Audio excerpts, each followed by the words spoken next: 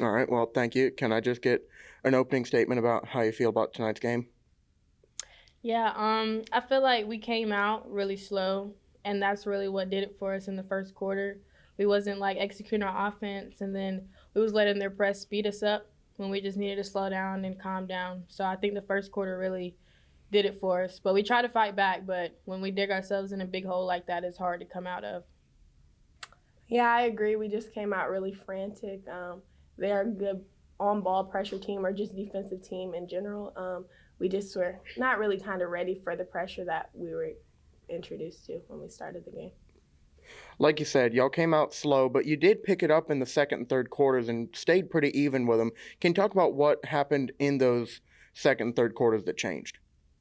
We kind of just had to make some adjustments. We talked to the team and we kind of just had to get ourselves together, calm down. First quarter it was a lot of everywhere, like frantic and all that. We kind of just came within the team and we figure out ways how to beat the press and get more open and effective looks on offense. So it was just kind of like a team effort.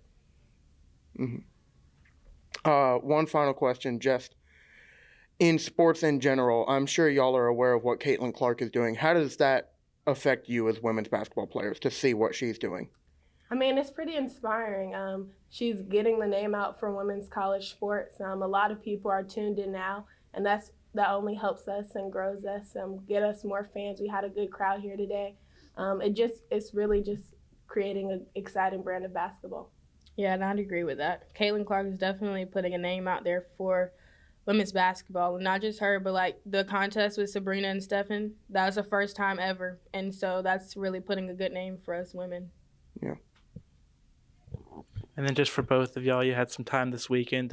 Alumni were back on campus. They were honored at halftime. Just talk about kind of that sisterhood. It was Gwen Austin, who played here in like the 80s versus some of the recent grads, Timber Tate, Shaneri Bell, all just kind of coming back and being able to share stories and memories with them as you guys embark upon your journey here. It was just a really exciting time getting to see people who were here before us. They told us a lot of stories, and they had stories from way back when that probably me and Kylah will remember forever when we get to that age. It was just inspiring. I learned a lot. I learned that there were 6 people on the court at one time, and I never knew that.